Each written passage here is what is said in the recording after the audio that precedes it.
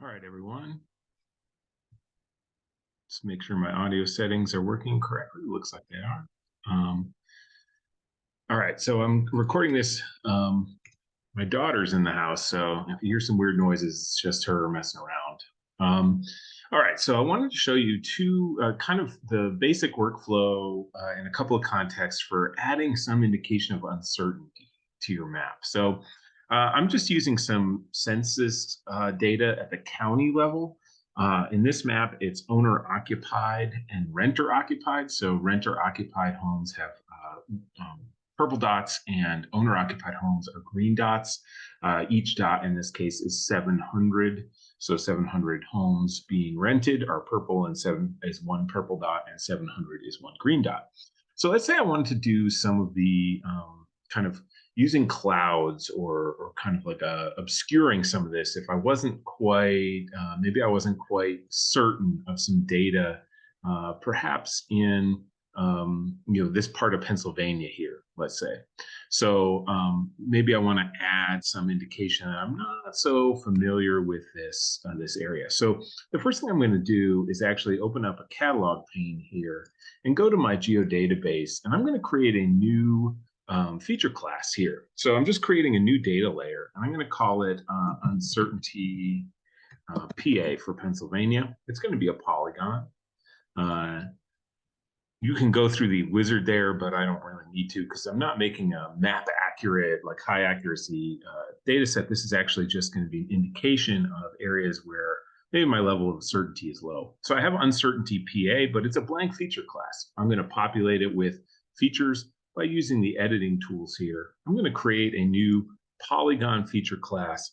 And actually, I'm just going to make this let's see, well, I'm going to use this tool here. So this is the kind of line follow tool. So I'm going to kind of, let's just pretend this whole zone here was an area I couldn't ground truth when I was collecting info. Oh, no, oh, no, I have all kinds of problems here. I'm going to start over.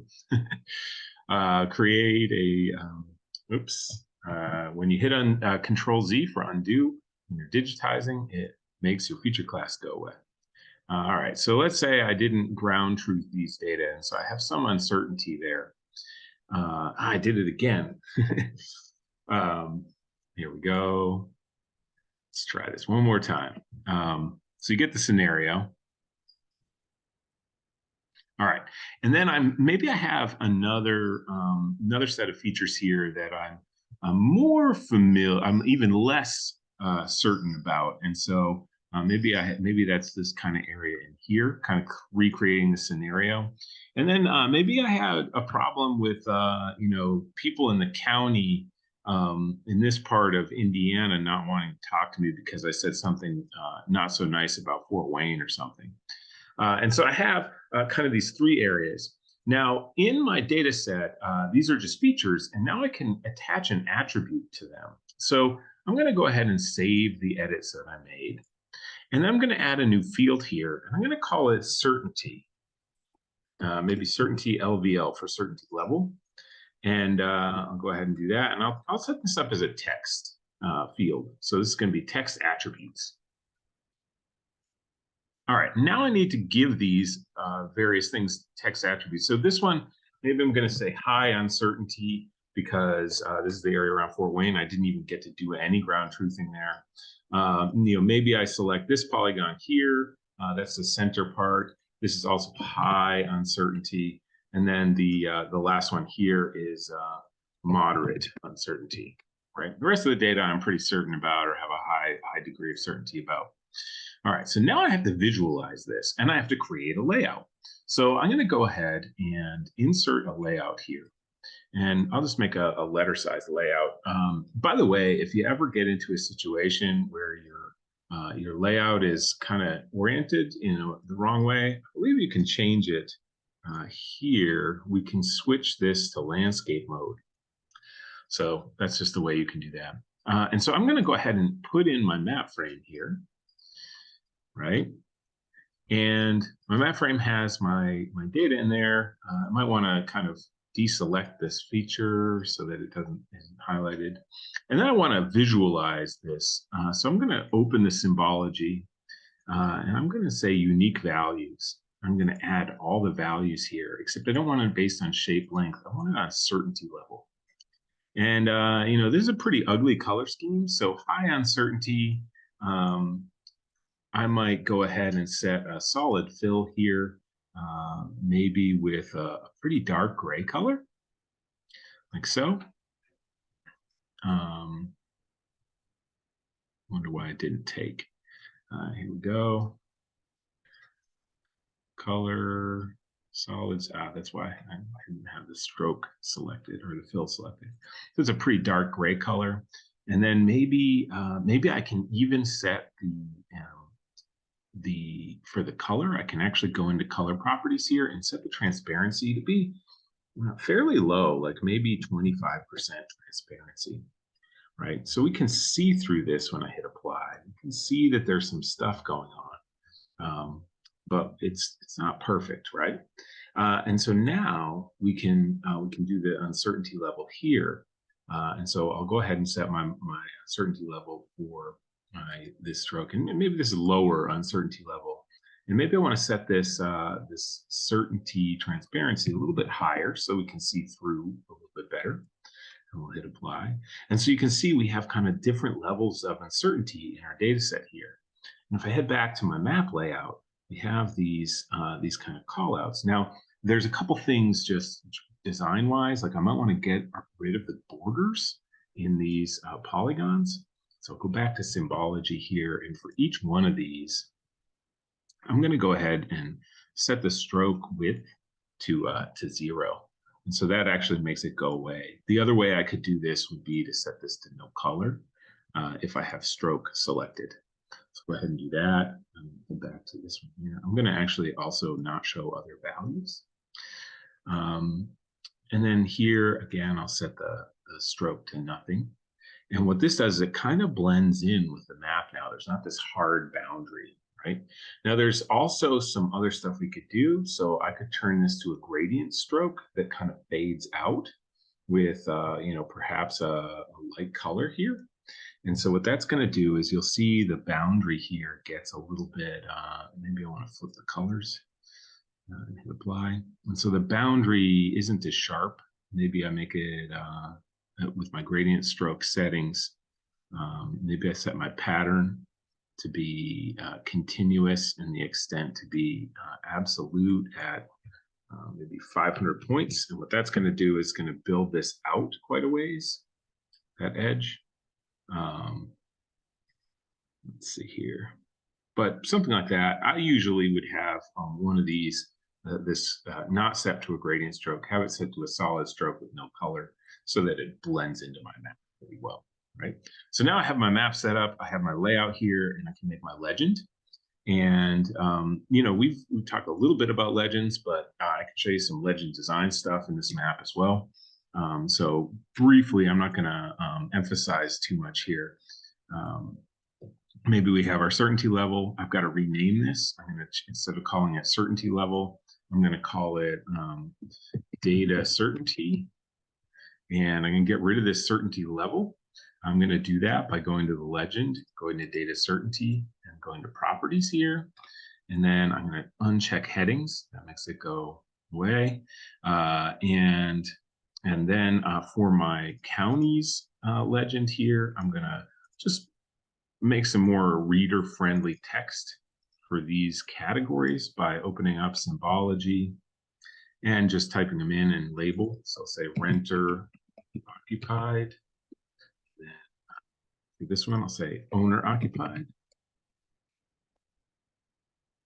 And then that should be good. 1 dot equals 700. I want to change that to say 1 dot equals 700 housing units. Housing units. Something like this. And so now we have kind of a nicer legend here that we can use. And instead of data certainty here, I might want to call it data uncertainty level. Something like this, but you kind of get the idea, right? A couple other things I can do is it's usually ugly to have the streaming base map credits. So in the background, a lot of times what I do instead is go to dynamic text here. And if you scroll down to layout, there's service layer credits. And if I put that in a text box here, it comes off my map. And now I can go ahead and place this in a more nondescript location. And I might even be able to make it a smaller text so it's not as obvious, right? If you see there's little red dots over there, it means some of it's hidden. And then I can go ahead and for my properties here, I can set my text symbol. And under appearance, I can set it to maybe something smaller like that. And now it's pretty small, right? And so there's my my map that incorporates some uncertainty level. I might turn off world topographic in the background or something. I might go with a different base map, but you kind of get the idea. Now, another thing I wanted to show you is kind of how to develop data layers from the data you have. So I'm going to try to do this quickly because I don't want this video to be super long. But essentially, I have a data set here where I have just arbitrarily marked some counties in the Northeast as having the headless horseman. And because that's a myth that's kind of harkens back to the robber barons of the Hudson River Valley in New York, but it's kind of a northeastern legend or folktale or whatever. And so I have marked these counties as possibly having the headless horseman, and other counties as the headless horseman not being present, right? But these aren't necessarily hard and fast boundaries. So what I'm going to do is show you how to process this so that you can have kind of the outline here and we can do some visualization with that. So I'll try to move through this quickly. First off, I want to select these counties that possibly have the headless horseman present. So I'm going to set up where the headless horseman is equal to 1. I want it to select those counties. Now I'm going to right click on this data layer and I'm going to export these features. Because these features are selected, only those selected features will go out to my geodatabase here when I export them. And you'll notice it says 106 counties have been selected. I'll call this headless horseman zone. And this will just put out those counties that have the headless horseman possibly, but it has all those boundaries in the middle, right? So I want to get rid of those. And I'm going to use a tool called dissolve to get rid of those. So I'm going to dissolve those interior lines. So headless horseman zone goes in here, and the dissolve field is going to be one that has the same value for every single polygon. And if we look at the attribute table here, and we scroll over to the headless horseman, number 1 is in every single one of those rows. So that means that we can use the dissolve tool on that attribute to get rid of those internal divisions. I'm going to go ahead and click run here, and it's going to get rid of all those internal divisions. So I have one whole zone, right? So now using layering, I can do something like this. I can clear my selection. So I have the zone there, but check it out. If I turn this off, the county boundaries are there. So check this out. I'm going to go ahead and go into symbology. I know I just said check this out, but check it out again. I'm going to change the symbology for this shape. I'm going to make it a solid fill with no color. And what that's going to do at first is just get rid of the, oops, I did solid stroke without color. I'm going to do solid fill, no color. And what that does is it means I can see through it and I have a harder boundary there. And that's nice, except our boundary is not hard, right? The headless horseman could, cross the county boundary and be in a different county, but generally he stays in his zone, unlike the rest of us, right? So I'm going to go ahead and change the type of stroke here to a gradient stroke. And we've used these gradient effects in class before, but I wanted to kind of set this up for you. We can set up or do this again. So we can set up a color scheme that maybe de-emphasizes the edge here a little bit. Let's try this one. So if I hit apply right now, it's not going to be too noticeable, but that's because our gradient stroke is not very wide. Maybe if I make it a little bit wider, we'll notice a little bit of a change. That's pretty ugly, right? and it's probably not wide enough to be emphasizing kind of the boundary area. So maybe I make it even bigger, right? But that's going to look even uglier, and it's taking up some of our area. So we need to, we can do a little bit of work here with, excuse me, some of the offsets. So if I do this, offset this by 50 points, it's going to move my boundary out. I don't want to offset it by that much, but let's try 15. And there's a little bit of trial and error here, right, to do our boundary. And then I want to probably change how this is kind of colored. So I'm going to go into my color scheme properties here. And I wanted to just kind of mention that we can use, what am I trying to say? I can set up some of these to be a little less, oops. Let me see, I don't want to do this quite yet. I want this offset to be a little bit smaller. Set to 5 points maybe, right? And apply. So it's tighter around there. And then I'm going to go ahead, I'm going to reduce this width again a little bit. Okay, and now I'll modify my color scheme. Actually, let me do this. I'm going to switch it back to this black and white. I'm going to flip it around so that there is this black boundary. But then we're going to go into our color scheme properties, and we're going to set the transparency of this edge to be pretty high, something like so. And so it's going to start to fade out. And I'm also going to go ahead and for my solid, or for my fill color here, I'm going to switch my symbology to this so that I can get a good definition of what this color actually is. So if I go to color properties, it's 255.167.127. 255.167, I forgot it already. 255.167.127. Let's see if I can remember that. Probably won't, but we'll get close. So now I'll go back into here. And my gradient stroke.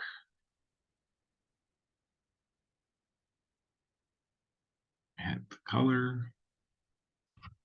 255.167.267? No. Somewhere around here. Ideally, or it's 67 or something like that. Shameful, I can't remember, I know. All right, something like this. And we start to get close when we apply it to the color scheme of our area, giving us this kind of blown out sort of highlight that emphasizes these boundaries are a little bit less strong than we might expect. Another thing that we could do is actually turn our solid fill back on. I'm going to eyedropper the middle of this here to match the color. And then hit our color properties, increase this transparency to something so we can see through it. I'll hit apply. We kind of get a kind of a de-emphasizing of the area there. So you can mess with these gradient strokes and things like that to get a pretty good indication of uncertainty for your data layers. All right, I will have a great Thanksgiving break, and I will see you back after on the first day of study week. Thanks.